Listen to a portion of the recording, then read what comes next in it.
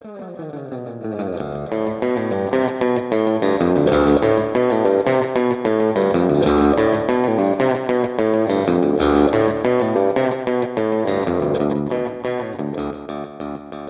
and welcome to Where You Lead, a podcast where we, a real-life mother and daughter duo, rewatch Gilmore Girls and discuss the misadventures of fictional mother and daughter duo Lorelai and Rory Gilmore.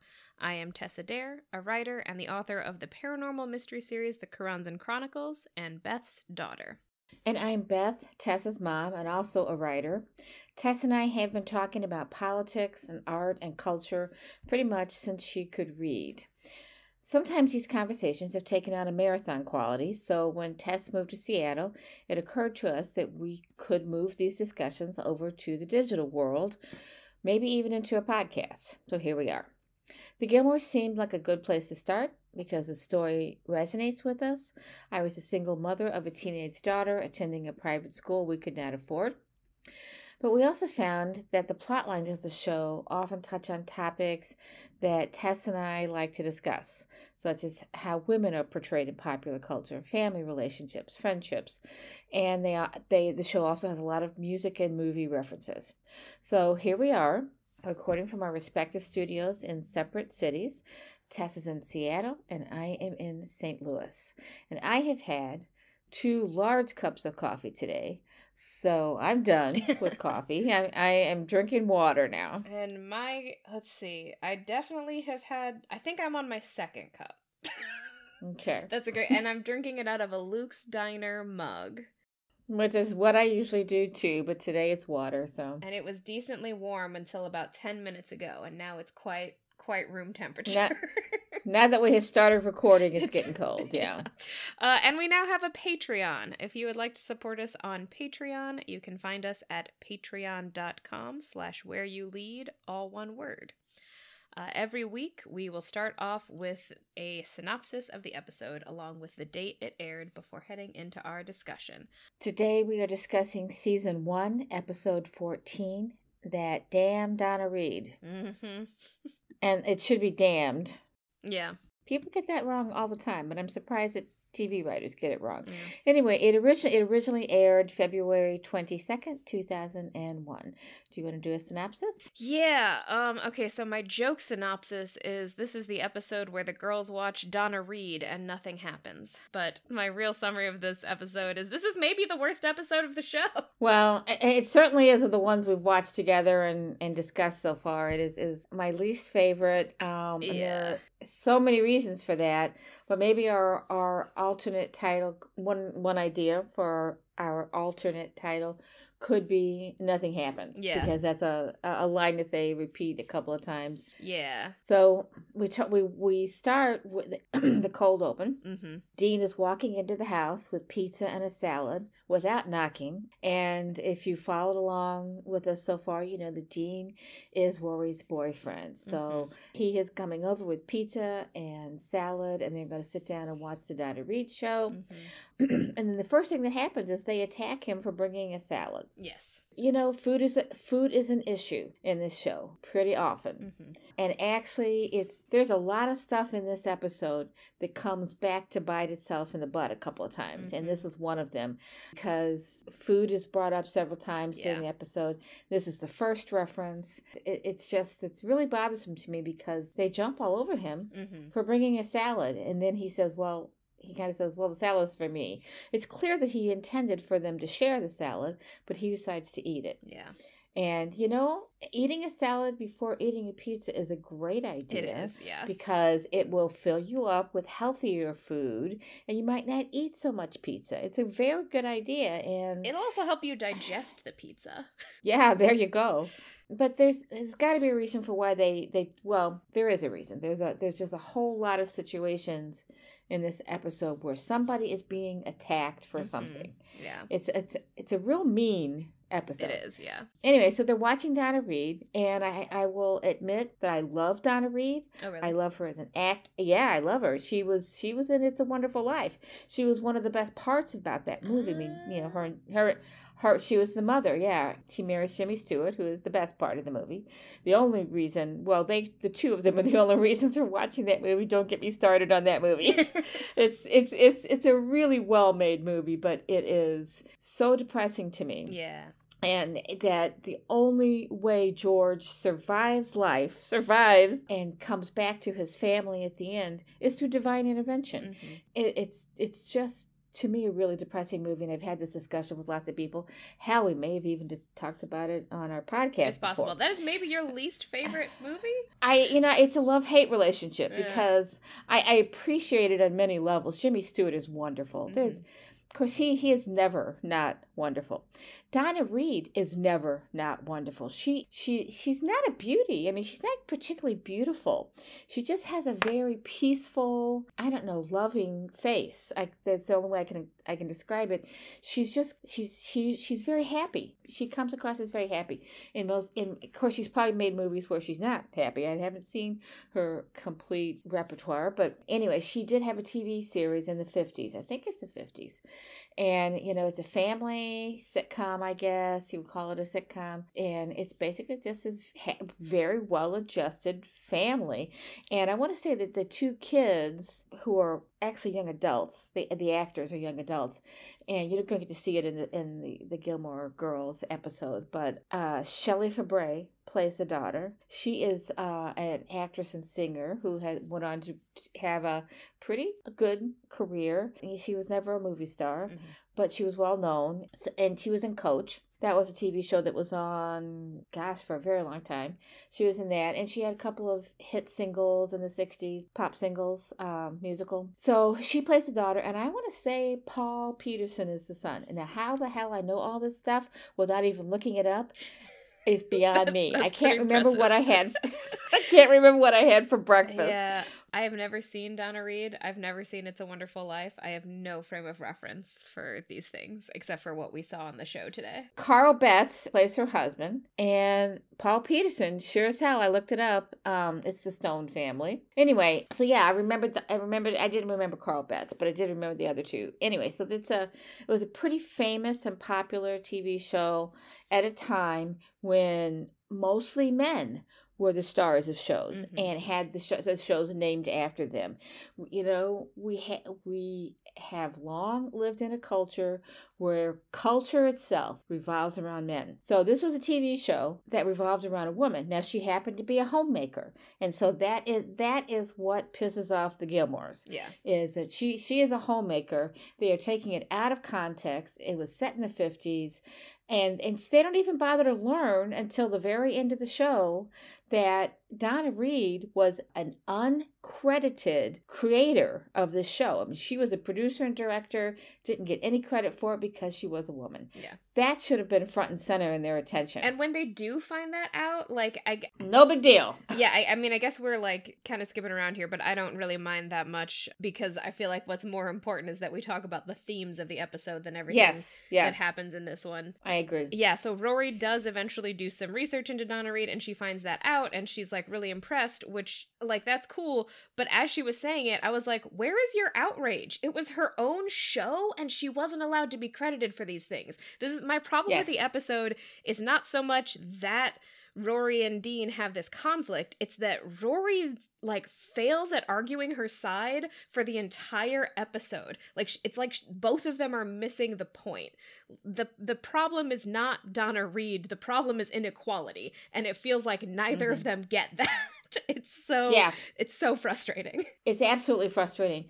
And there is a reason why, and I can't remember now. I know I read about this at one time, but the show is not called the Stone Family Show. It's called the Donna Reed Show. She was the draw for this television show. She was a famous movie star. She made a lot of movies, and she was bringing her skill set and talent and beauty to television. Yeah. And the only way they could get her was to name the show for her. Why do they never point that out when they're arguing, about how terrible the show is because she's always cooking and all she's doing is taking care of her family. Really? Stop for a second. This show is named for her. It's her show. It's not the men's show, not her daughter's show. They are supporting characters to this woman. Do you know how rare that was in 1950s America?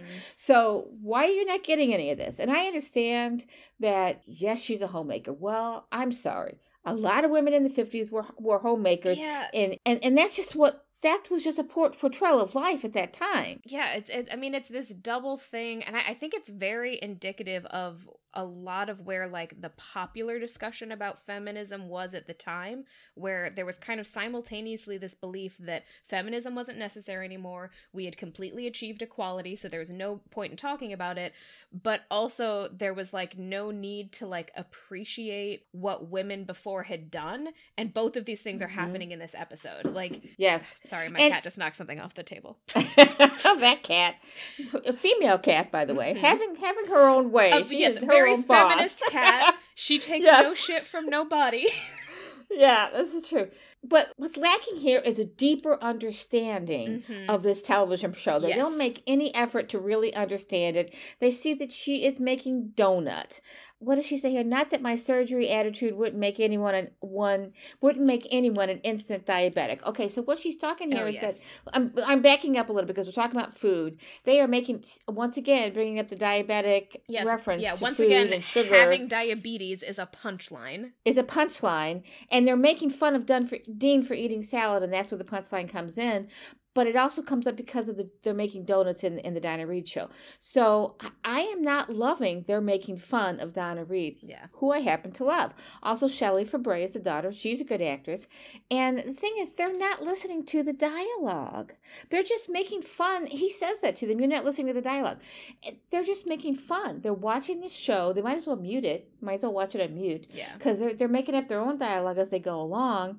And, women's roles were pretty limited.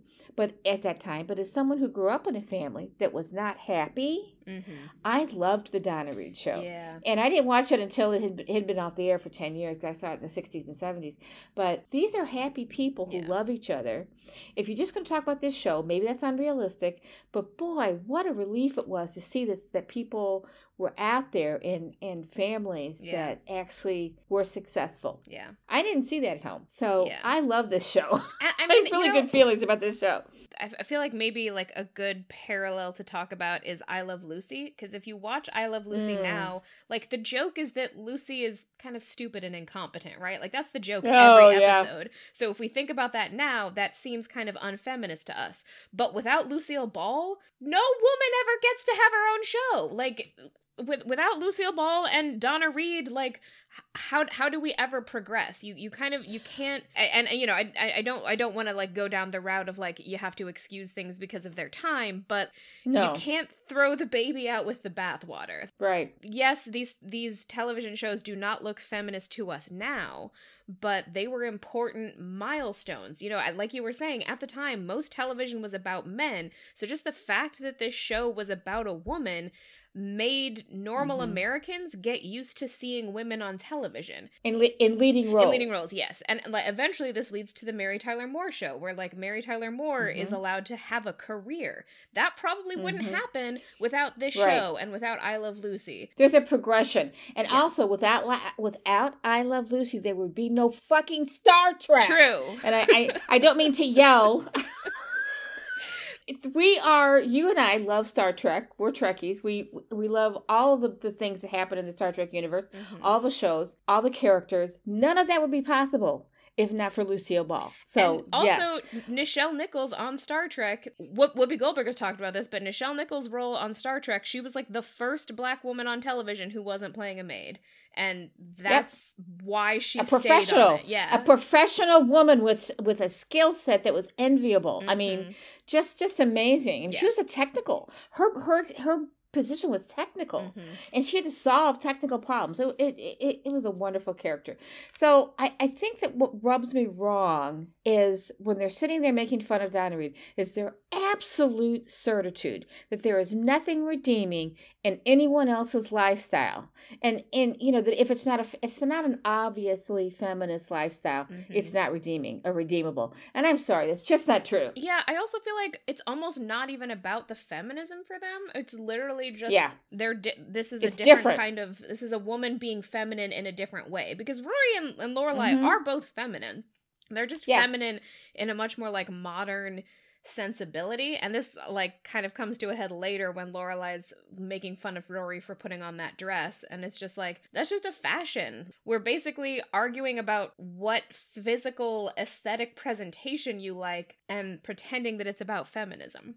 But it's not, because no one ever makes the actual feminist point. And this is like my annoyance with the actual argument, is that I feel like Rory is like sensing some anti-feminism in Dean, because I get what Dean says, but I also chafe at what Dean says, because his exact thing is, I think it's nice a wife cooking dinner for her husband. Well, it's a simplistic, he doesn't understand why he thinks it's nice. He doesn't get it. And the thing is, what she's doing is she's nurturing. She is showing her family love by cooking for them. That is a common, and I don't want to say trope, but it's a common tradition on TV, in movies, and it's not always women doing the cooking. Sometimes it's men doing the cooking. Not in this show, not in this show. But if you watch The Godfather, it's a man stirring when there's a scene in the kitchen. They're always in the kitchen, because it's an Italian family. So they're in the kitchen, and it sometimes is the men stirring the sauce.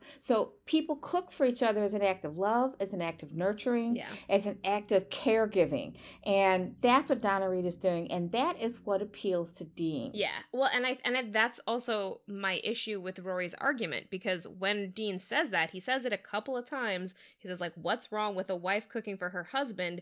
Rory's response isn't, does the husband also cook for the wife, or is this only a one-way street? No one says that at any point in the episode. And that's the problem. There's no deeper digging into what's going on here at all. It's surface level criticism, and it's mean, and it's obnoxious. Yeah. They are obnoxious in this scene, and I don't like them. Yeah. I don't agree with Dean, and I'm taking his side. Yeah, right. Yeah.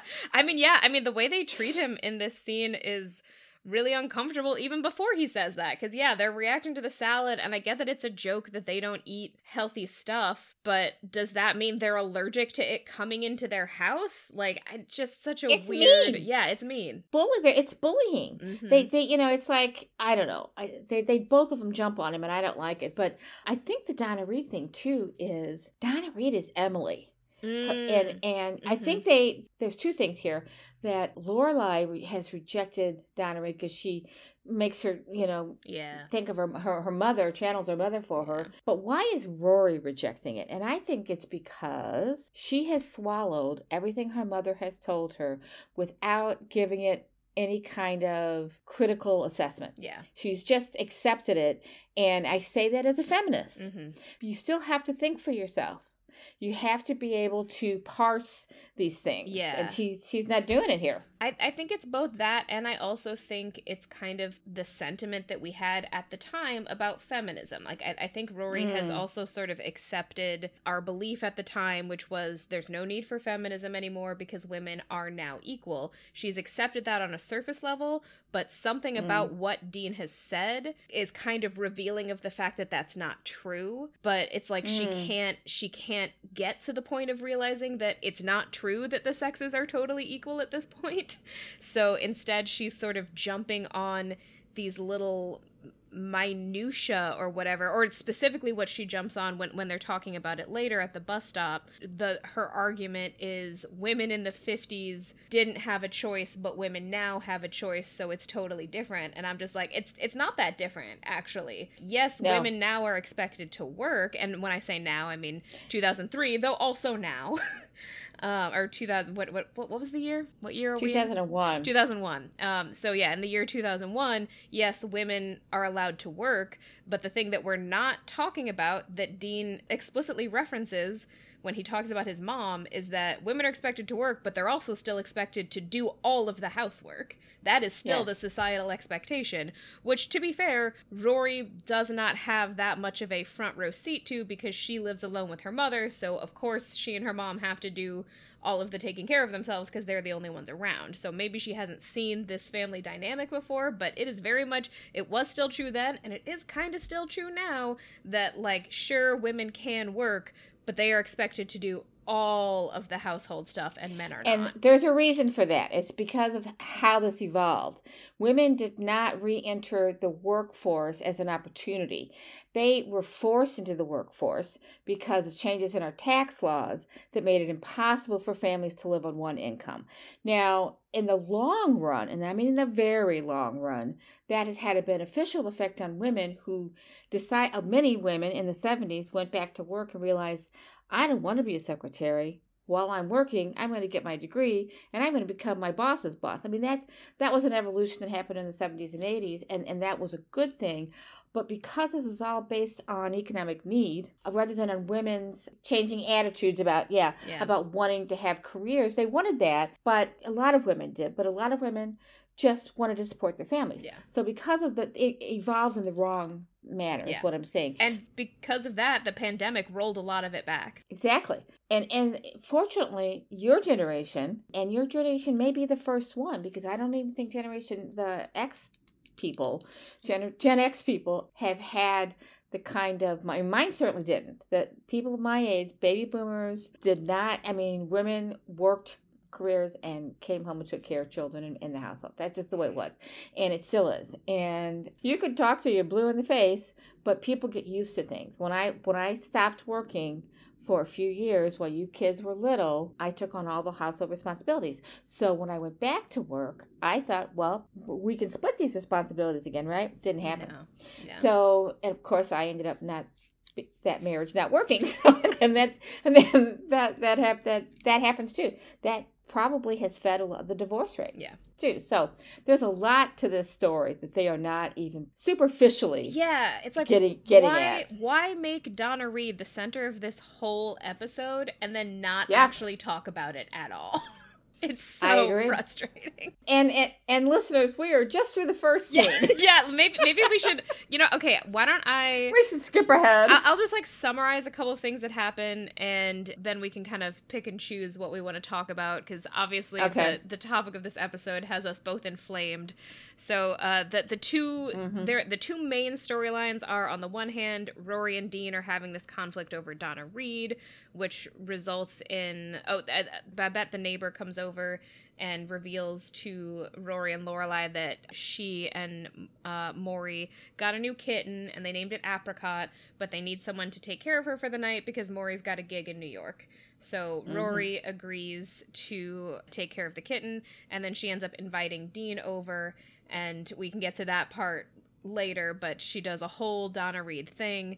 And then the main other plot line that's happening is Luke is getting pressured to paint the diner once again, or to spruce up the diner once again, and Lorelai joins in on the pressure, and pretty much directly because Lorelai asks him, Luke finally agrees. She initiates it, and she actually says to him, I forget exactly how she phrased it, but I think this place really needs sprucing up. And the thing is, it feels like she's picking on him. It feels like throughout this episode, Lorelai is picking on somebody. Yeah. And in this case, it's Luke. I almost wondered if Taylor had put her up to it, because he is sitting at the diner, and they don't say this, so this was just what I thought. And it could be. There was never a reveal that was true. It could be. But in the moment, because he'd done that before, right? Like, he had asked her to talk to Luke about the turkeys and the pumpkins. There's two things about the decor in Luke's diner, though. The camera at one point pulls back, and you have Lorelai on the right, Luke is standing next to her taking their order, and Taylor is behind them. Behind Taylor is a wall. And it's actually, they're talking about the paint being dingy and that the place needs to be cleaned. but the wall is painted in a very attractive kind of dark teal. Yeah. And the whole, both walls that you see are full of shelves full of coffee mugs, which is an appropriate decor for a diner. It's adorable. It's really well done. The diner looks beautiful. And it's like, I don't know what their problem is. It's great. And so they've got this scene, or this, they set this scene with this visual behind this conversation going on about how dingy and how it needs it needs to be revitalized, and it's like, what are you talking about? Yeah, we can right we behind can see you. the diner. We can see the diner. It looks good. However, later on in the episode, when we'll get to the scene when they're actually working and walking through and trying out paint colors, you can see only in that scene. You don't ever see it at any other time and in any other episode, but you can see that all the trim is bare wood and it looks a little splintery almost. Yeah. But also, one of the reasons, and there is a reveal on this later, that Luke has in the back of his mind is he doesn't want to lose how the diner looks, because it reminds him of his father, whose building this was, and he had a hardware store there. His father, we have to assume, is dead. He's dead, yeah. And his memories of his father are tied up in the diner and how it looks.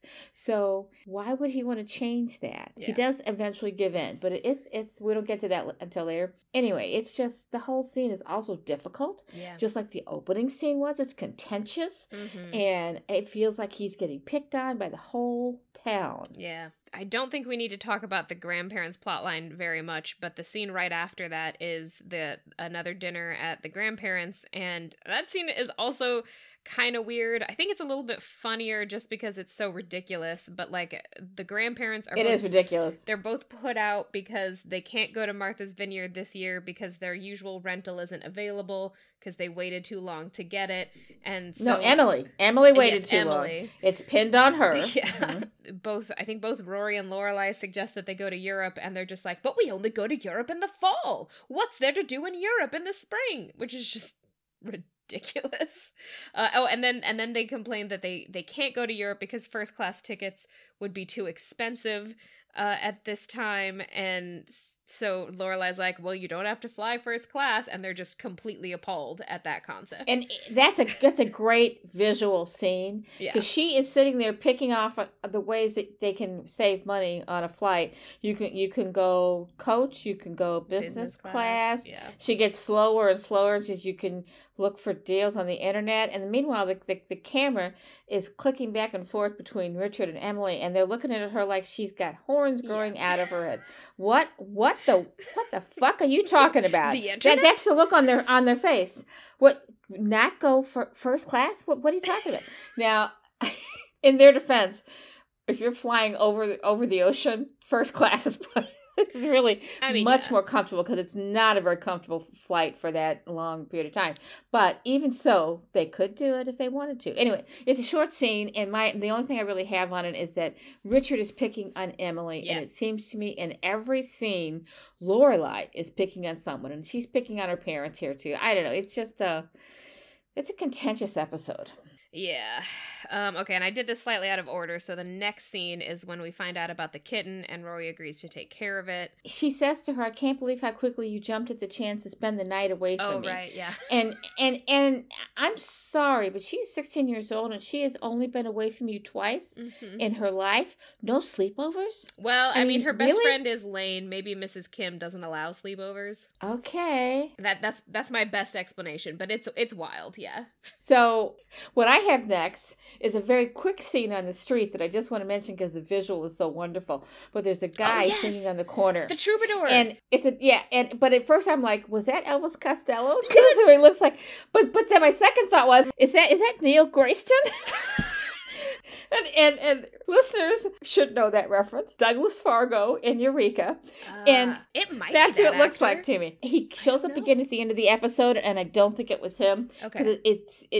But it does look a lot like him. Looks a lot like Elvis Costello. Yeah. But we see him at the beginning, and we see him at the end of the episode on that same street corner. Yeah, so. My note on that is this is our first sighting of the town troubadour who looks like Elvis Costello. I think he's a recurring character. He's a recurring? Yeah. Okay. But I do think this was our first, because that that's why I noticed him. I mean, obviously, like, you get a shot of him, but also I was like, ooh, that's the town troubadour. He gets, like, a plot line later. Okay, and he does look like Elvis Costello, but that's that's a tropish look. I mean, it's the big glasses, and although this skinny legs. This show does eventually play some Elvis Costello songs as part of the soundtrack, so it could be intentional. But yeah, that's the bus stop scene, which my main other note for that is while Dean and Rory are greeting each other, they are standing right in front of the door to the bus. Yes. And there are two people very clearly trying to get past them, and they just don't move. Oblivious. They're just oblivious to the rest of the world. And she's got a bird cage in her hand because she's bringing a bird home from school. And they're kissing and blocking the entrance to the bus that other people have to. I'm surprised the bus driver didn't yell at them. I mean, that would have been, that's what I would have written into the scene, but anyway. And then they do talk about him coming over to help her take care of the kitten, and then he says that he has to get to work earlier on Thursdays because it's a busy day, and he makes a crack about lots of repressed housewives shopping for their husband's dinner. I thought it was great. I thought it was a great joke. I think it would be funnier if he didn't sound kind of bitter as he said it. And Can you blame him, though? I mean, Can you blame him? not entirely, except that he is also wrong. That is a real thing. Like, he's saying it sarcastically, and like, I know. Sorry, are you arguing that there were no repressed housewives in the 50s who had to shop for their husbands? Is that your argument, Dean? I thought it was oppressed. Did he say oppressed or repressed? I thought it was repressed, but I'm not sure. It could have been either. Yeah, it's an interesting comment. So he's making a reference joke back to their night of pizza and Donna Reed. Yeah. And because he still really does not grasp what their problems with Donna Reed are. And Rory does a terrible job of explaining it. Yeah. She doesn't understand that Dean's life has been very different from hers. Yes. Dean is has grown up in a traditional family with both parents. And he says, my mother, when she stayed at home, she did make all of our meals. But when she went back to work, she did not make all the meals at night, just on the weekends. Although my question there is, so were they just not eating anymore during the week? Like, my big question in this argument is, first of all, why does Rory never mention the most obvious argument, which is like, when he says something like, well, what does that say about my mom if she did this? My response is, it says nothing about your mom. It says a lot about your dad. Where is the equality? The issue is not whether we're judging Dean's mom for wanting to make dinner for her family. The issue is the distribution of labor actually equal, or is your mom expected to do everything? And I thought it was a little bit unclear from what he said what was going on, and Rory just doesn't mention that at all. She just sort of goes off on this other tangent. She does say something about was because women don't have a choice. Yeah. And with the comment that I wrote down, the note is, how does she know that Donna Reed didn't have a choice? Yeah. So because they've not really discussed anything more than surface level of these issues. Exactly. I mean, they're not sitting there having the conversation that you and I are having right now. So what's going on between Dean and Rory is that they've had completely different lives, and they have different perspectives on those lives. Dean has probably, it's never even occurred to him that he should be thinking about these issues, that he should wonder why his mother had to work and come home and make dinner if she did, because we're not really sure about that, but she did do it on the weekends. Yeah. So he's never really had to think about it, but Rory can't understand why this hasn't occurred to him, why he doesn't look at it from the same perspective that she has. Yeah. And Rory, she was raised in a single parent household. She's had to take on a lot of responsibility that a lot of kids don't have to when they don't have just one working parent. She also does live in a weird fantasy universe where somehow she and Lorelai have enough money to eat out at every single meal. Yeah. Lorelai doesn't cook because she doesn't have to. They eat out a lot. But there's that is the other level that they're not talking about here, which is the economics of it. Like, in most families, most people cannot afford to eat out for every meal, so someone has to cook. Unless everyone is just making food for themselves, someone has to cook. So this has to be a discussion. And the truth is, the unfeminist truth is that in many, if not most families to this day, there isn't a discussion. It's just assumed that the woman will do all of it, or 80% of it. I mean, I don't know, there was some statistic a couple of years ago where they did like a poll, and the suggestion was that women are still doing 60 to 80% of the housework, even though in most families, both the women and the men work. And I have no idea if queer couples were even involved in this poll at all. But yeah, in most heterosexual couples where both partners work, the women still tend to do way more of the, not just cooking, but all of the housework. It's not just, it's cooking and cleaning, but it's also household management. Yes. Which means, managing the income, managing the bills, managing scheduling, scheduling kids, scheduling for the doctor, taking them to the doctor, all that household, and it's called emotional work too. Yes. Not just, the management, but the emotional work in the family, solving everybody's problem. It's always fallen on women, and even now when women, for the most part, all work. I want to be clear that I don't think it is inherently unfeminist for a family to have a dynamic where the agreement is that the man works and the woman does the stuff at home, as long as that's actually what they both want. And it's kind of hard to tell for sure if that's what people want, because we have so many societal pressures telling women that this is still like what they should do. And not just telling women, but it also tells men it's what they should not do. Yes. So there's a big issue in corporate culture that still exists, that women can get maternity leave, but men can't always get paternity leave. And one of the issues that your father and I had, that I stayed home with you guys and he went to work, but of the two of us, I was way more ambitious than he was in a better world. I mean, I didn't want you going into daycare. That's the reason I stayed home. I just could not tolerate that idea. But I should not have been the one staying home. Yeah. I should have been the one in the workforce. He should have been the one staying home. Yeah. But he also, just as things go, he was not very good at taking care of the household and taking care of the kids. He wasn't good at remembering everything. He wasn't good at remembering things. That's all we're going to say about that. Yeah. But I was good at both, so I had to. So you had to do both. Yeah. I had to do both.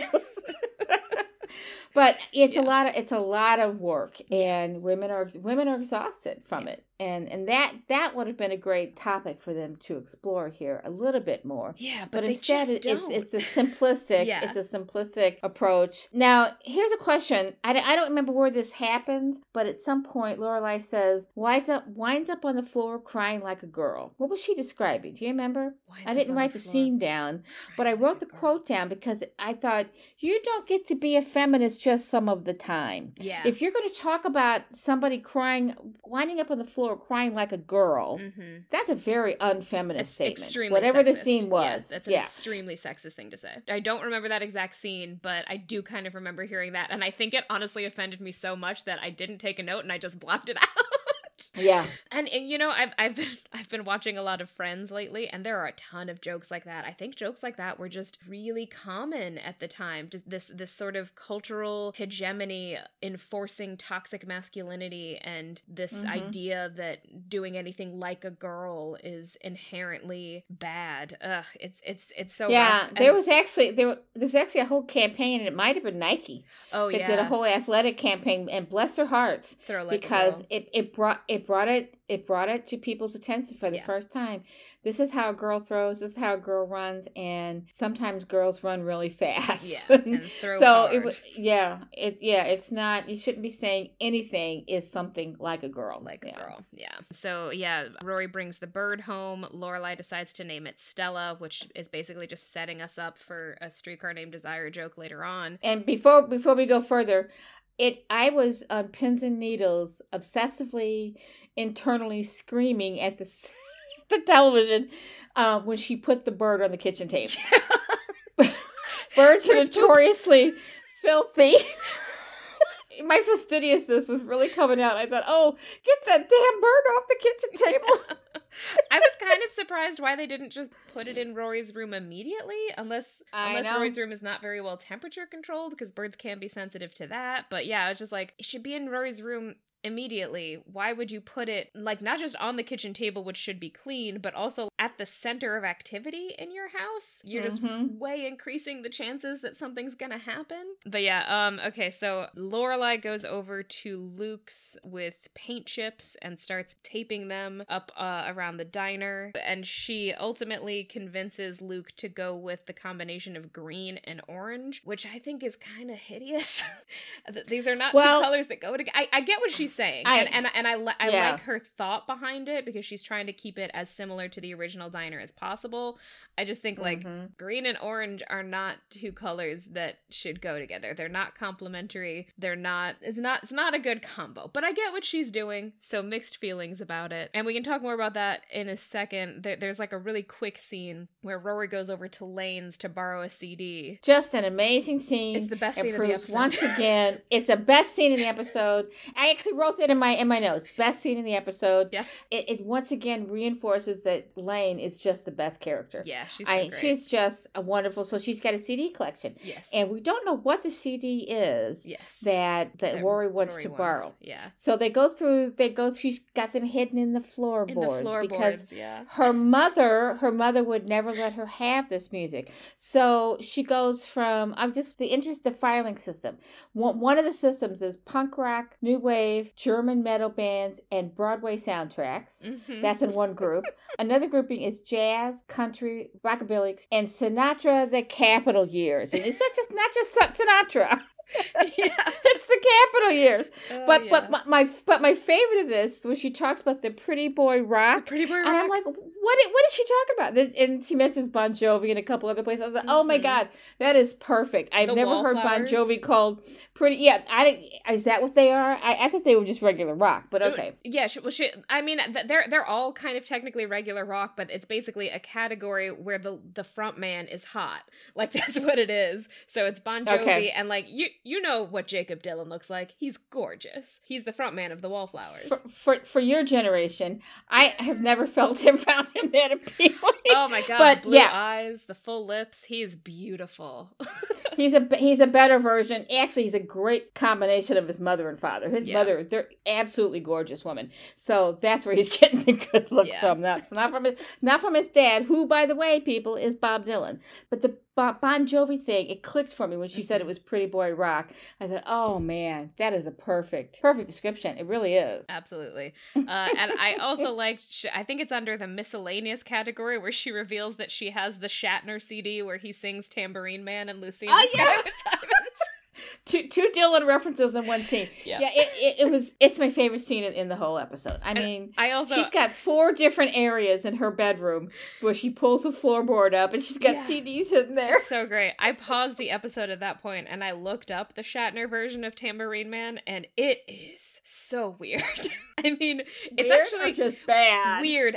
It's fascinating. I mean, I didn't love it, but it's actually more musical than you would think, because a lot of Shatner covers, he's just talking, you know? Spoken word, yeah. Mm-hmm. But he's got like a backing band or something that's like singing the whole time, and then towards the end of the song, he just starts like screaming. He's just like screaming, Mr. Tambourine Man. It's like he's having a psychotic break as the song is going on. Okay, so I have to look that up and listen to it. But you know, Leonard Nimoy also released albums. Yes. Now, I don't know if he sang, because I've never heard them. He did, sort of. You've heard them then? Okay. Well, I've heard one because there was an exhibit at Mopop in Seattle, which is like a pop culture museum. I don't know if it's still there, but they have like a fantasy segment. So there's a part of Mopop where things are like divided into different genres. So there's a sci-fi area and a fantasy area and a horror area. And for a long time in the fantasy area, there was a big part of it dedicated to Lord of the Rings, of course. And one of the things that Leonard Nimoy recorded was an ode to Bilbo Baggins. Oh my God. and you could put headphones on in the exhibit and play it, and it would like, there's a little screen where you could watch the ridiculous music video that looks very Teletubbies. Like it looks like they did it on the same set as the Teletubbies or something, and it's Leonard Nimoy singing Bilbo, and it's a masterpiece. Oh my gosh. Well, but getting back to the scene, yes, I am just really impressed by Lane and her breadth of understanding or appreciation for music. I mean, it's just astounding, really. What teenager listens to Broadway soundtracks and Sinatra, the Capitol Years, and Bon Jovi?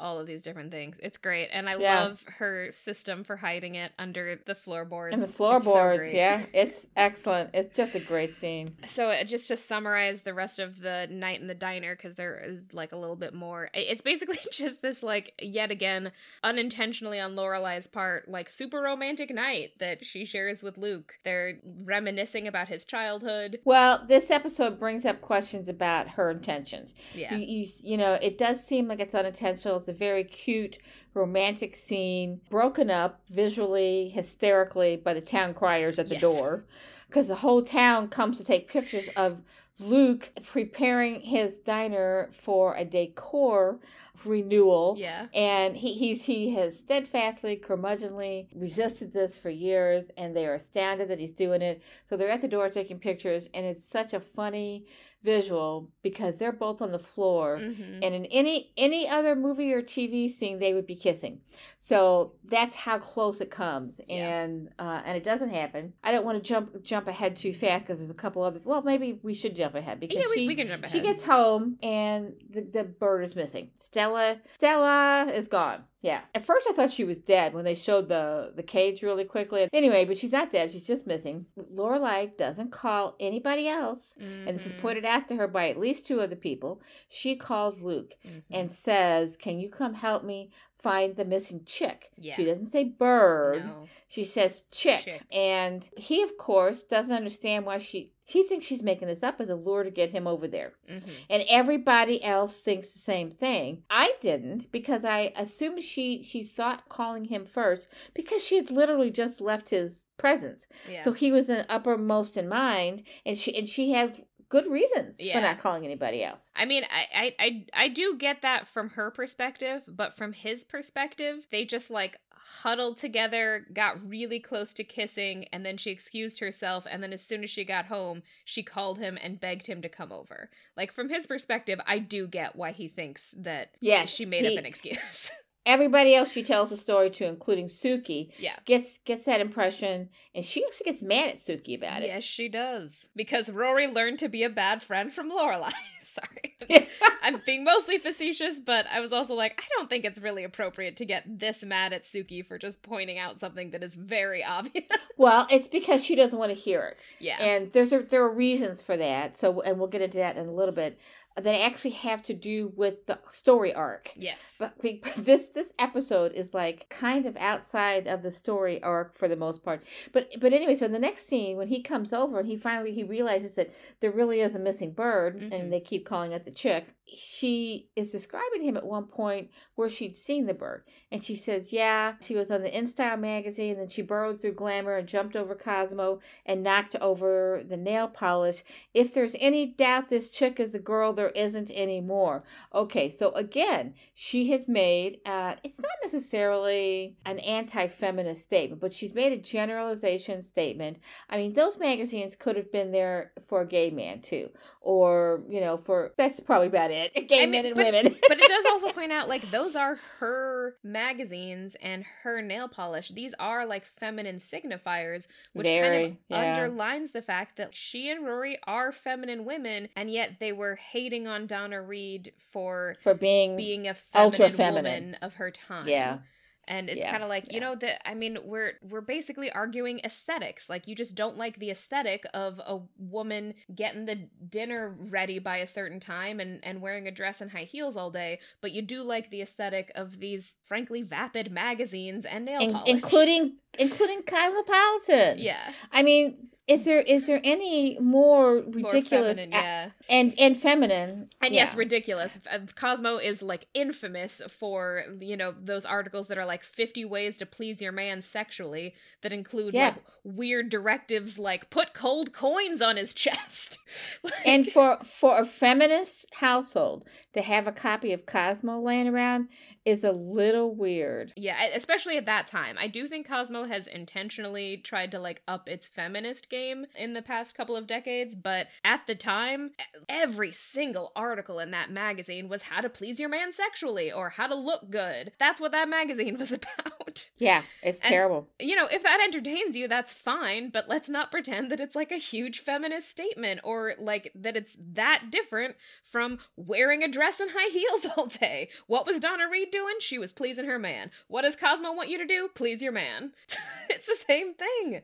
Anyway. Yeah. So Dean does show up over at Babette's house, and I wished that I could have appreciated the visual gag of both of them ducking under Babette's super short doorways, but I couldn't because I maybe hate this part of the episode the most.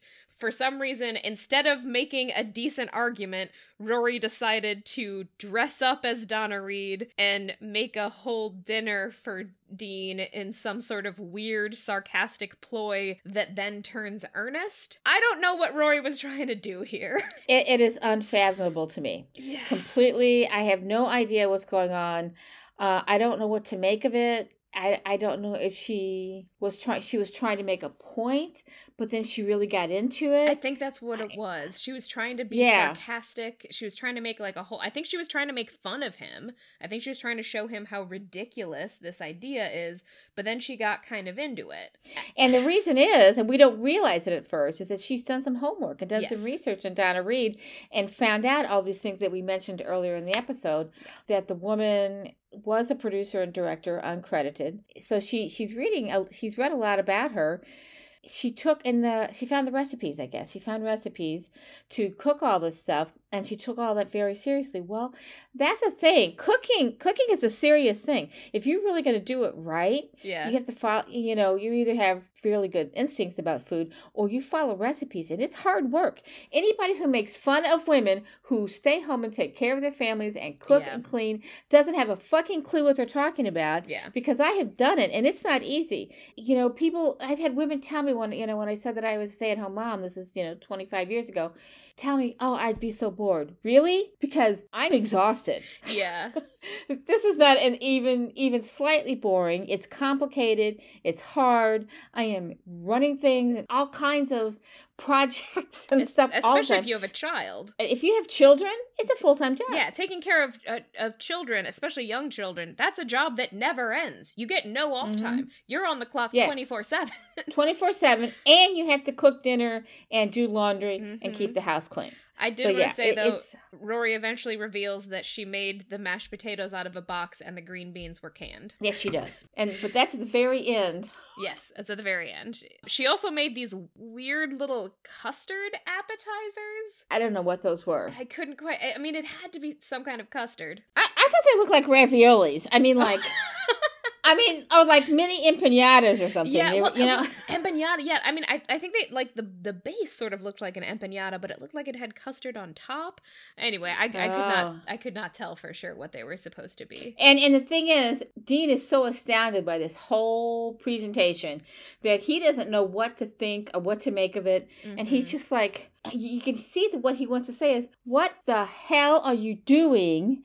Instead, she's telling him about the food and how she made this and how she's completely lost track of what her original intention was. Yep. So she doesn't even backtrack and tell him, oh, yeah, I wanted to put you on the spot. Because she's totally gotten into it. And here's the thing, when she starts talking about how she did all this research into Donna Reed, like, I do think it's great that she did that research, and I think it's great that, she realized that the show had more to offer than she initially thought, but why doesn't she turn to him and say, uncredited producer and director? Think about what that means. This show only exists because of Donna Reed, and on her own show, she could not get credit for being a producer and a director, because that's not women's work. That's not allowed. And actually, you were talking about Lucille Ball earlier. She was also a producer on her show and is never credited for it. Desilu Productions is given credit, but she was the producer. She made all the creative decisions in that show, which is a story that did not come out for decades. Because, first of all, her husband was a macho Latin guy, and he didn't want anybody knowing that his wife was running the show. Yeah. And I think producers thought, or, executive producers, people getting the money people were concerned that if it got out that a woman was making this thing happen, they wouldn't get funding. So they had to keep it under wraps. Yeah. And my problem with this scene is, why does she not tell her mother this? Yeah. Because she is a little brainwashed by her mother. Now, for the most part, 98% of the time, I agree with Lorelai. But in this situation, she is not really she's not getting into the deeper issues with her daughter. She's giving her lip service on these issues. Here, Rory is finding out stuff on her own. Yeah. She's realizing why this show is important. And I wonder if that is why they chose Donna Reed, because the creator of this show and its producer, director, writer is a woman. And she didn't make the show until she was older. Yeah. So she was a writer for years, I think. So there's a good chance that she faced some of these issues. Yeah. And that's why she chose Donna Reed. Yeah. And in fact, I do know a little bit of behind the scenes stuff. She and her husband wrote almost every single episode of the show for years, and she ended up leaving the show before the final season, literally because she was burned out on having to do so much of it herself, and she asked the network or producers or whatever for the money for a full writing staff so that she wouldn't have to shoulder so much of the burden, and they refused, so she left. And then the irony is, because she left but they still wanted to keep going with the show, they had to hire the writers anyway. So they did have to give her what she wanted, but they so didn't want to let her have that win that they let the woman who created this show leave. Amy Sherman Palladino, since I'm not sure we said her name. And the last season was not as good. Yeah. And probably because her input wasn't there. So, yeah. Could you hear what the music was? No, I could not tell. I could not tell what was happening, and I tried. This is the CD that she borrowed and played for him. Now, there is music at the very end that you can hear a little bit, and at first I thought, well, maybe that's the music, but it turned out to be the troubadour. Yeah. So I have no idea what the music was, and they don't show us. Maybe it sounded like the background music from the Donna Reed show. So I guess that kind of... Well, that wraps up that part. And then the next scene, essentially, is Luke and Dean end up... Oh, actually, I did want to say before we say that, because we're about to get into the parallels that are happening here. I also kind of hate, and it didn't occur to me until literally this scene, that what is happening kind of bird's eye view in this show is that on the one hand, we've got Dean and Rory are reenacting this 1950s role play session. And on the other hand, Lorelai has gone full damsel in distress and literally had to call a man to fix her problem for her. Well, now see, I thought the parallel was it was typical tropic rom-com situation where she calls a man to help her and it becomes a romantic thing and they end up, kissing. Doesn't happen. But that's kind of where I thought the parallel was.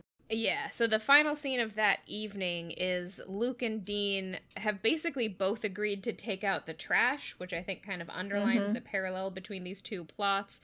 Dean is literally taking out a bag of trash. Luke is taking out the lamp that I think he accidentally broke. He accidentally broke, yeah. And they end up seeing each other because they go out at the same time. So they see each other and they both try to lie about why they're there. And then Rory and Lorelai both come outside. And Lorelai is super taken aback by how Rory is dressed, of course. Okay, now, what is wrong with this continuity-wise, visually, with this scene? Rory is at Babette's house, which apparently is next door, and yet how many times have we seen her be across the street? Yeah. So they've moved the house. The house is moved completely next door.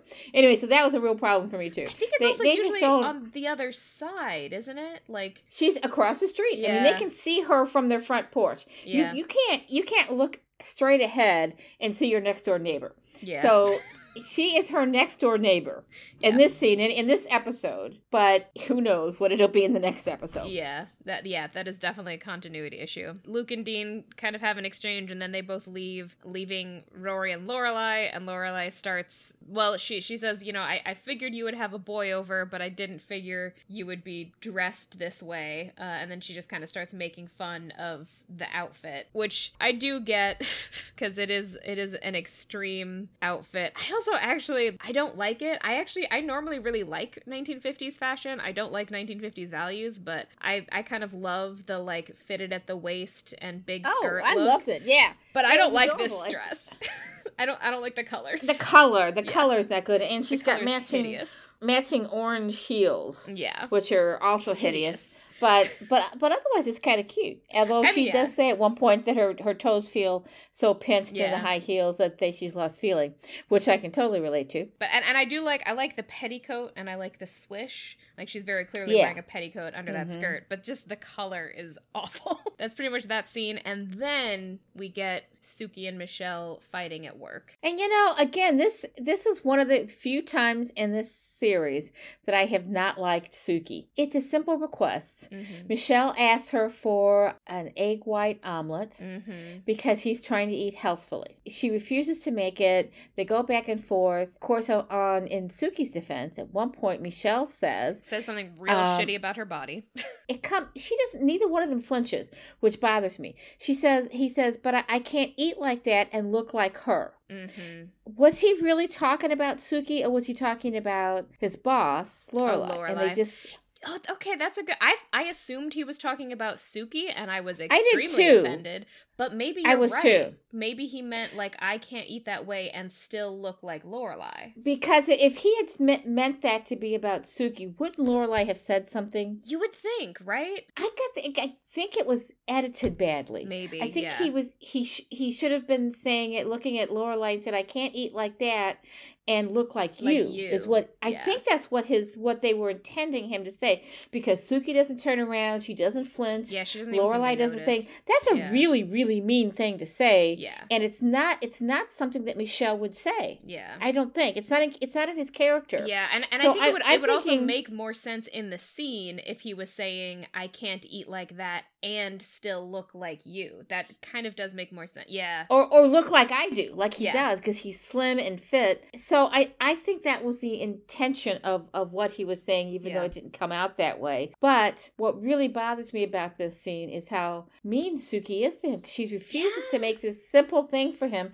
And then when he leaves the kitchen, he grabs an orange and he decides that's going to be his breakfast. And Lorelai turns to her and says, but you make a kick-ass egg white omelet. Egg white omelet. She says, yes, I know I do. And she gets a smirk on her face. I'm like, why? Yeah, and it's not even just the egg thing. Like, she makes it full of stuff that he can't eat, that she knows he can't eat. Yes. And I am a vegetarian, and I know this pain. She literally, he doesn't eat meat, and he doesn't eat dairy, and she puts dairy and meat in the omelet. Yes, and a lot of cheese, fills it up with fat. Yeah. And the thing is, I eat all of those things and would not have been able to eat that omelet. In fact, it sounded so rich. It's so rich. I don't order omelets like that because it's just too much. And 3 eggs? Yeah, 3 eggs full and eggs? pancetta for breakfast. Pancetta is like super thick, super salty. Super salty. Yeah, it's really mean, and it just seems out of character for Suki. It's wasteful of the food because he's not going to eat it. So who's going to eat it? He's lactose intolerant. He doesn't. He can't eat that. And an omelet needs to be eaten immediately, or it's going to be unpalatable. And I'm assuming that the staff gets free meals. And that's usually what happens in hotels is that they can't pay you a lot, so that you get to eat free meals. Yeah. So he's ordering his standard breakfast meal, and she's refusing to make it for him. It's just really cruel. I feel like there's also this thing where like both Suki and Lorelai are shitting on Michelle for being on this strict diet, and it's just, it is not your business what he chooses to put inside his body. He can eat whatever the fuck he wants. It's the salad thing at the beginning of the episode. Yep. Why are they making fun of other people, what other people want to eat, or what other people see is healthy. And especially when you consider, like, if you put this scene in the context of what Lauren Graham has admitted to actually eating, she eats the egg white omelet. Like, that is her actual kind of diet, because that is what you have to eat if you're gonna look like her. That is, you can't eat a giant 3-egg omelet loaded with pancetta and goat cheese and expect to look like Lauren Graham. I just don't, I understand they're doing this for laughs. Yeah. It seems like this whole episode has been full of meanness and cruelties back to back that are out of character for all these characters. And hypocrisy, because in the first scene, they're making fun of Donna Reed for, like, making donuts and cake and all of this stuff in one day, and how, like, her sugary face will give people diabetes or whatever. But then at the end of the day, or at the end of the episode, Michelle wants to eat a like low calorie meal that's healthy, like based on like health guidelines, and he's also wrong. So there is no right way to consume food. Yep. And then on the heels of that is the scene between them where Suki is pointing out to her, I guess it's Lorelai says to her something that he said didn't make any sense to me. I think that's how she brings it up, right? Yeah. That when he enters, so let's back up here. She's talking about when Luke comes to her house and he walks in and he says, "Oh, you really do have a chick that's missing." Yeah. A bird that's missing. The chick means girl, means woman. Yeah. In a slang kind of way. So it's bird. In that scene, before they find the bird, she's sitting on the couch and she kind of says, "Why did you say that to me?" And he never does answer it because the answer is obvious. He thought it was a booty call. That's what she thought. So, and that's the immediate thing that Suki thinks too. And Suki tries to explain it to her, and Lorelai rejects it to the point of getting mad at her and slamming the door. So I don't know. It's not a great episode for Lorelai as a person. But Suki immediately gets it, and she's also like, and she presents it in this very non-judgmental way. Like, she's not telling Lorelai that she led him on. She's not like saying that Lorelai's a slut or anything. If anything, it's the opposite. I got the impression that Suki kind of wants Lorelai to date Luke. Like, she says something like, everybody does. Luke's a nice man. Yeah. Everybody except her mother wants her to date. Yeah, I think the whole Luke. Town ships them. They all know them. They all know that they are attracted to each other. Everybody, Luke can see it too, but Lorelai is refusing to see it. Anyway, so then we go back to dinner with the parents. Yes, dinner with the grandparents again. They have lucked out because Arthur Roundtree tragically died while drinking, and they're gonna snatch up his place at the vineyard. And I think there's a line where they invite Rory and Lorelai to come and spend a week with them up there, and Rory asks if they can go, and Lorelai says, "We'll see how much Valium Aunt Suki can lend Mommy." Yeah, and she also makes a line about the guy who's dead, and she says, "Well, he's dead now, so we got this," or something like that. Anyway, and somebody even says to her, "That's just morbid." Yeah. I think Emily says to her, "That's just morbid," and it's not morbid; it's mean. It's mean, but also it's no more morbid than what Emily and Richard are doing.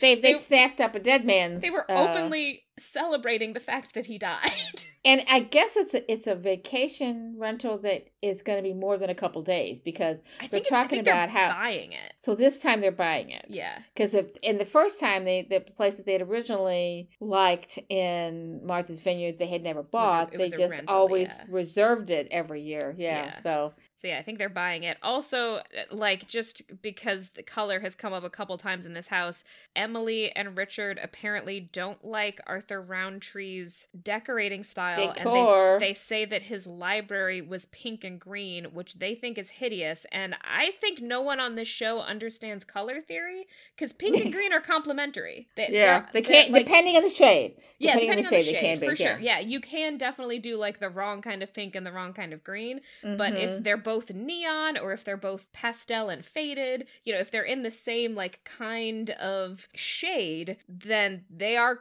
complimentary. They go together way better than green and orange. No one on this show understands color theory. Well, now getting back to the green and orange, she had 3 shades of orange there. One of them was kind of a coral, so it was a little faded. So that was a sage green. Listen to us. Yeah. Talking about our colors here. I mean, yeah. But yeah. If it's a more faded, more neutral looking orange, that can work. Yeah. But yeah, I don't know. You watch. We will never get back to this story. They will never show that it's been painted. It's never going to change. It's always going to be the same. So we'll never know what they ended up doing. But the best part of this scene is actually the second best for me part of the episode, and that is where Emily pushes Lorelai on Luke and gets her to admit. And she says to him, she says several things, and she ends it with, "He's the male lead in every story you tell," and that's what gets to her, I think, because you to say something in a movie way and she's going to get it. She kind of hangs her head a little bit and admits that maybe she is interested in him, and she has never admitted that to anybody else. How Emily got it out of her is beyond me, but I guess your mother, even if you don't always get along with her, can get the truth out of you somehow. Anyway, so she says, maybe I do. And then we cut to the shattering episode, or the scene. Yeah. Go ahead. Take it away. Yeah, so Lorelai and Luke agree on a time to actually do the painting, and then Rory and Lorelai are walking through the town, and they end up stopping by the market, and then they hear a motorcycle, and they see it too. There's a motorcycle driving through the town, and she knows exactly what kind of motorcycle it is, the size of the engine, the brand, the year. She's apparently, something we didn't know about Lorelai is she's an aficionado of motorcycles. We did have a hint of it, because one of the things that she says to Dean when she's in her I hate Dean phase is that Rory is not going to get on his motorcycle. And I thought at the time that was a reference to Christopher. That was foreshadowing, Yes. So, the motorcycle pulls over, and I did not remember this scene at all, but I thought I knew exactly who it was before he took his head. But go ahead and if you've ever seen the show before, I feel like as soon as I saw the motorcycle, I was like, here he is.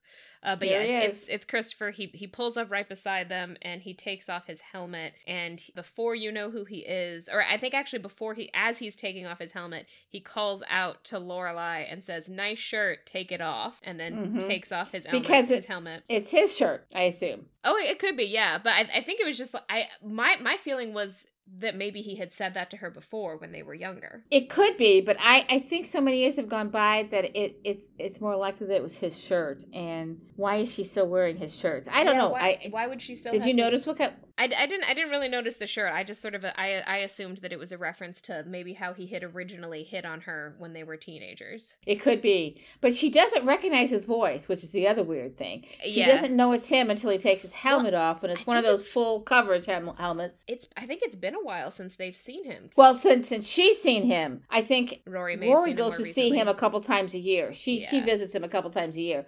But so he takes the helmet off. Lorelai says, "Christopher." Yeah. And with a By sigh. the way, Christopher is Rory's dad, in case anyone is listening to this and hasn't actually seen I was getting to that because then Rory goes, "Dad!" and runs to him.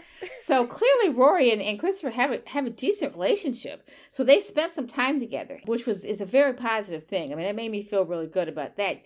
It was kind of like I don't know, it kind of salvaged even though I know it's setting up a difficult situation. Yeah. It salvaged it for me to see that Rory really has a good relationship with her dad. So. I have more mixed feelings because I don't think that necessarily means truly good relationship. Ah, okay. I think it's very easy for kids to be really excited when they see their dad once or twice a year. You know, I think when you're a kid and you haven't really processed how your dad has actually behaved from a more adult standpoint, it's very if he shows up for weekends and they go out and have fun and all she ever sees, it's like the kind of stereotype of the weekend dad who doesn't really have to do any of the hard stuff, but he'll show up for every other weekend or one weekend a month and take them to Disneyland or whatever. He gets associated with all of these positive things, and kids can often have a really positive view of their dad while at the same time sort of sublimating the play that he didn't show up for, sort of forcing themselves to forget the times that he hasn't shown up, or literally just the fact that you only see him a couple times a year. I think it can be very easy easy for a kid to still feel positively about their dad, or at the very least still be excited to see their dad, even if he isn't actually showing up that much. I get the impression, though, I have gotten the impression throughout the series so far, that Lorelai has made a real effort not to portray Christopher as a bad guy. For sure. That she says it was a mutual decision, that she would raise Rory, and that Christopher would go off and pursue his dreams and have the life that she felt he was entitled to have. Mm-hmm. And she was willing to take on this responsibility, and that she has shared that truth with her daughter throughout her life, so that she has no reason really to hate her dad.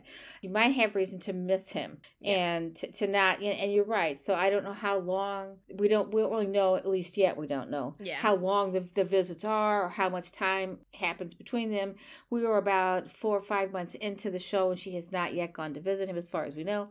Yeah. So I also got the impression from Lorelai's response, where she just she's looking at him like she already knows how this is gonna go, that he shows up and gets Rory really excited and kind of upends their life, and then he disappears again. That was my impression from, granted, like 3 seconds of a shot of her, just the sort of preemptive disappointment on Lorelai's face as she looks at him, like he's it so could magnetic. Also be a matter. He is magnetic and very attractive, and it could also be that she doesn't want to share Rory with him. Yeah, that could be part yeah. But also the back and forth between them, where she tells he offers to give Rory a ride. He immediately undermines her parenting. Well, but he would have gone along with her decision. She says, get on. He says, get on. She says, get. Did she say get off or not get on? I forget, but she says get off. He says get on. I says get off. Hop on, hop off. Hop on, hop off, hop on, hop off. And they go back and forth 3 or 4 times before she hesitates and gives in, because she's given her time to think about it. It's not. I think for her, well, first of all, it's raining. Is it raining that moment? But the street is wet. The street is wet. So riding a motorcycle on wet streets, it's a danger thing. Nobody wants to see their kid get on a motorcycle. Yeah. Even if you yourself enjoy riding motorcycles, you don't want to see your kid get on a motorcycle. It's scared the crap out of me for years whenever my son has talked about getting a motorcycle, even though I myself would love to have a motorcycle. Yeah. It's different when it's your kid. So I think that is a fear thing going through her. And she gives in because I think she does in the end trust Christopher not to kill his daughter. Which I get, except you are not necessarily in control of whether you die on a motorcycle. My partner has a motorcycle, and every time he gets on it, I kind of have to bite down some of my fear, because he has had rough accidents, and it's not because he's not being responsible. It's because when the road is wet, sometimes your motorcycle just slides, and there's nothing you can do about it. And or somebody else hits you. Or somebody.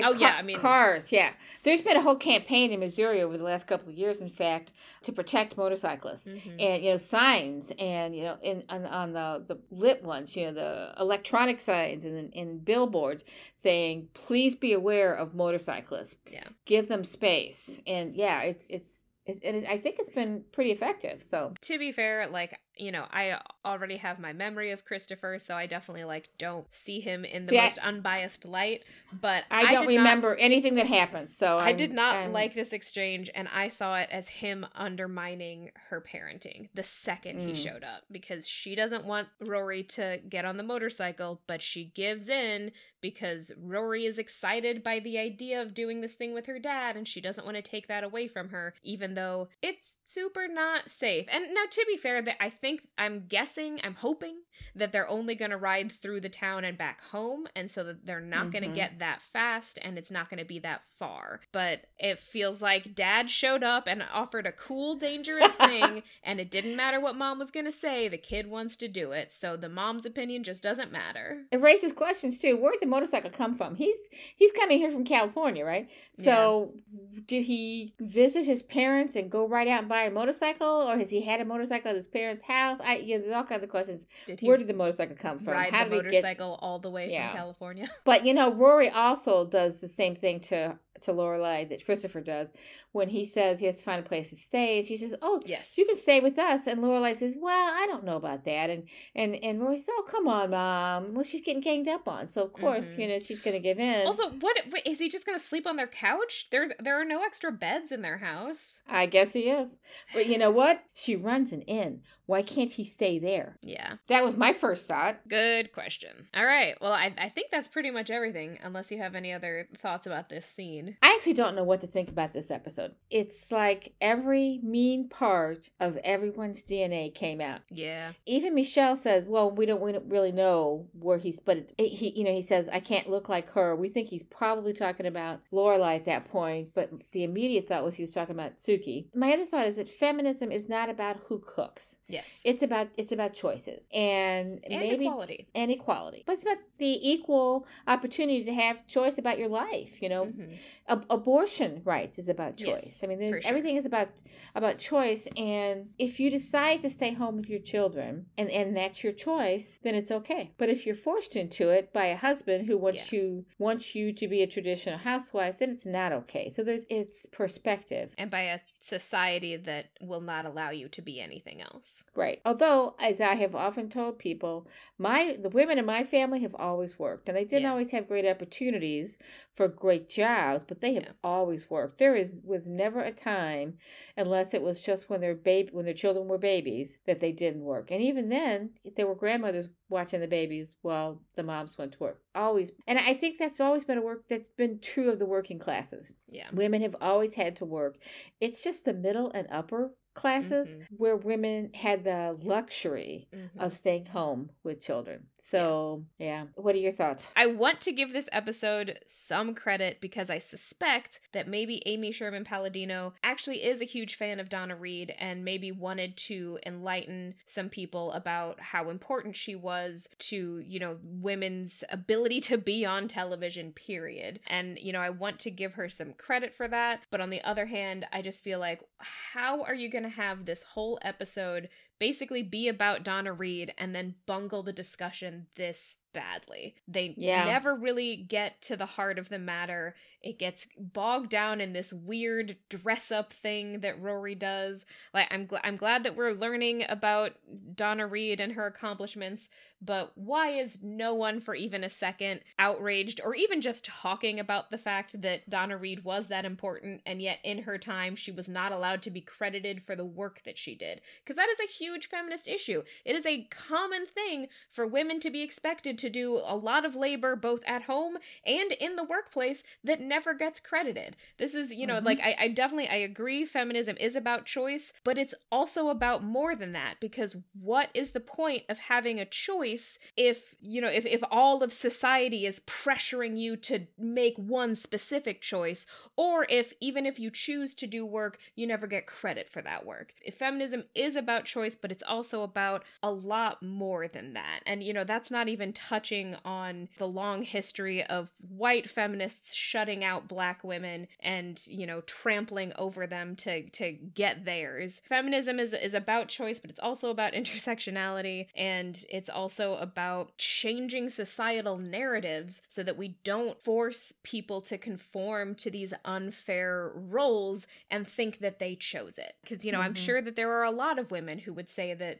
they chose X, Y, or Z, but maybe if you look into it, it's more like they felt like they had to do this. And, I'm sure, like, a lot of women just, I mean, in your own experience, you left the workforce to take care of us, and then you went back and thought that things would then be equal, but they weren't. And what choice did you have there? Let your children starve so that you could work? No, the work had to get done. So sure, you were choosing to go back to work, but also you had to continue taking care of the house and the kids because it had to get done. So, yeah. And we should point out too that it also affected my career. I had a very hard time getting back into the workforce at a level that matched my skill set, my competencies.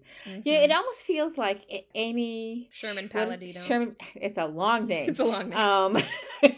it almost feels like she had an idea about this episode and then tried to pack way too much into it. Yeah. And it did not really give her the time that she needed then to unpack the whole Donna Reed story as well as she could have. Yeah, maybe it was just that it was kind of too big a thing to tackle in a single episode, and maybe it's just, this is what happens when you have to write 22 whole episodes of television in a year, because that is a huge task. It's huge, that is, yeah, that's ridiculous. I mean, that's basically like writing 10 whole movies in a year.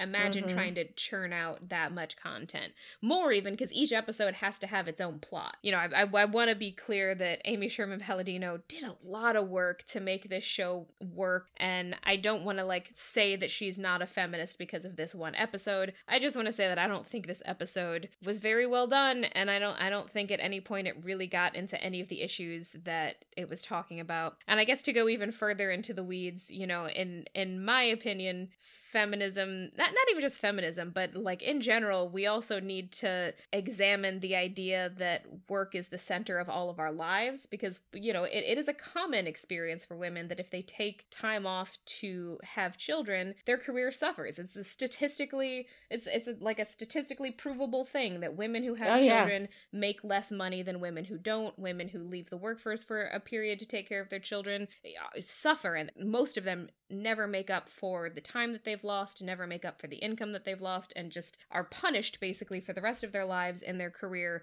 because of this time.